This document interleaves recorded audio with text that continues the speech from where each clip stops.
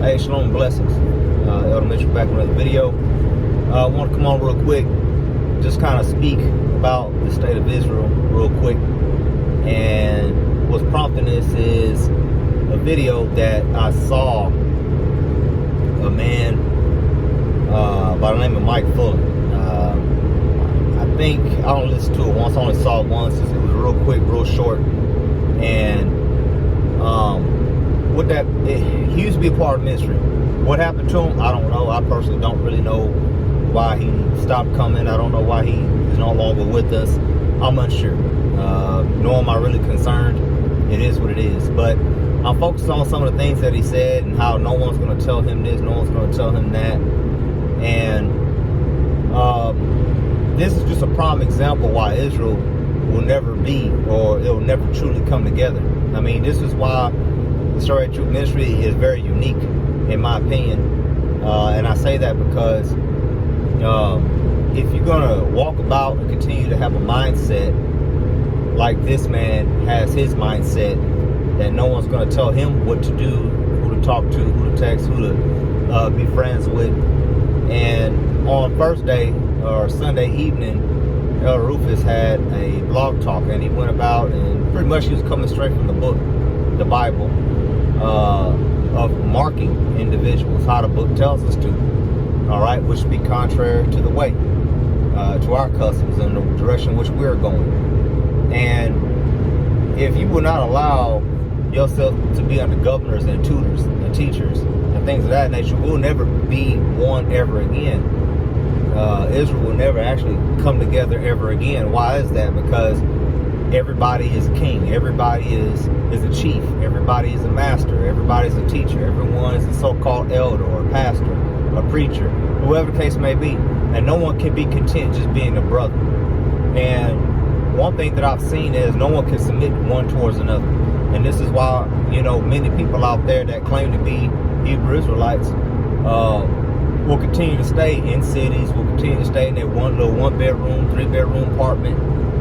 They're going to continue to live like everybody else while they say they're going to be serving the king. Because no one can be told what to do. You can't tell no Hebrew what to do. You just can't. I mean, no one can submit themselves to any authority figure. They'll come together and, well, within the ministry, well, within the fellowship, I'll submit. But outside of that fellowship, you ain't going to submit. You won't obey. You're not going to obey them that had a rule locally, you know, like it tells us in Hebrews, you know what I'm saying? You're not going to see that. And this is what I see. So when we get to this point where you had this speech where no one's going to tell me what to do, you're not going to follow or listen to anyone. This is why, you know, we will never be one again. From everything I can tell, we'll never be one again. There's too many people without that have this kind or this sort of mindset. That have this sort of mindset that no one's over me. Only God can judge me. Only God can tell me what to do. Well, God ain't telling you what to do because He ain't talking to you. You know. So this is something that I continuously see and hear as the years go on.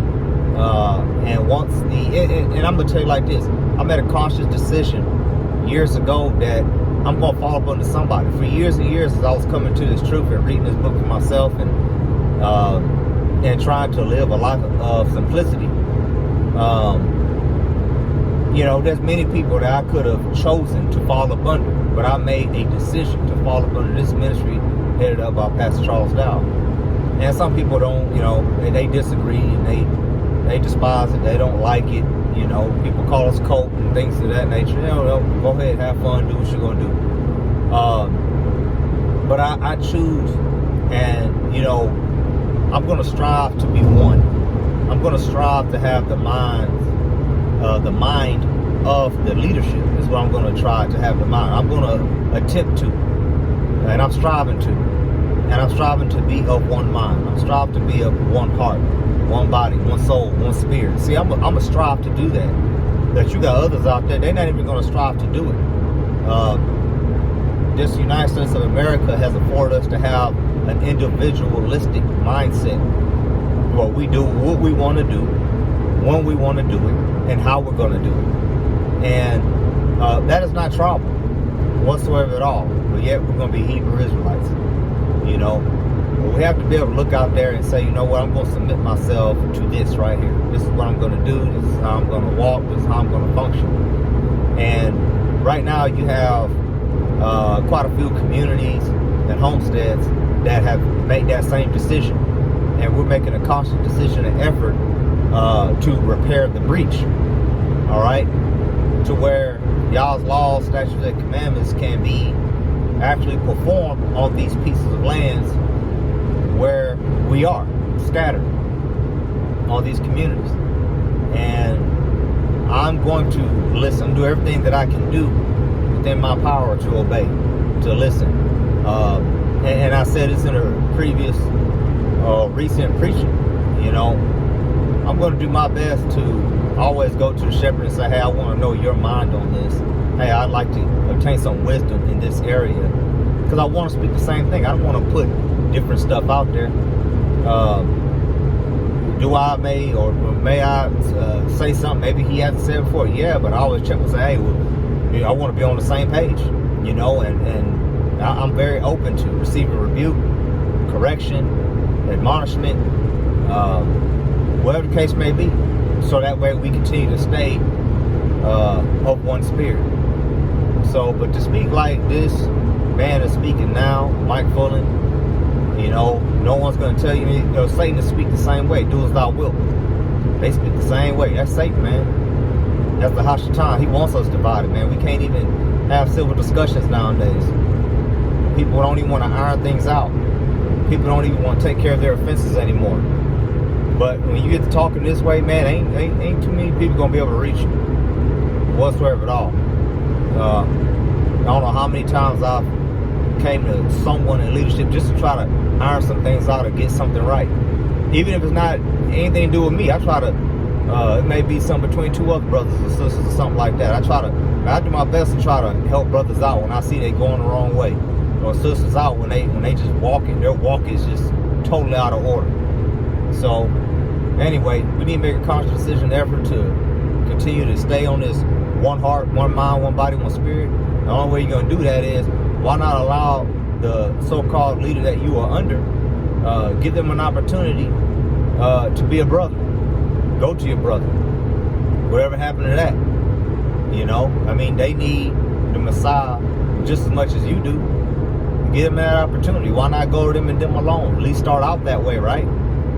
You know, if you feel like it still ain't getting through, I mean, get another elder, get a pastor or something like that. You know, if it's towards the leader, and see if you can reach them then. You know, I know one time before there was a brother in the ministry, and they wanted to come out before all the assembly, and I think Pastor Dow actually gave him the floor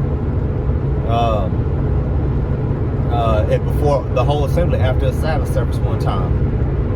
All right, and so it's not like we don't strive to do the book. You know, it's just that we got brothers and sisters that don't want to perform the book, and they rather just leave and then make videos about us. I mean, that's what I've seen. Mind you, I don't have all the light for the situations on why people leave or whatever the case may be, and some people I do. But the way they handle it, I think is just totally off. So anyway, let's strive for this one heart, one mind, one body, one soul, and one spirit. Hallelujah. And that's just my take on it. Lord to the King.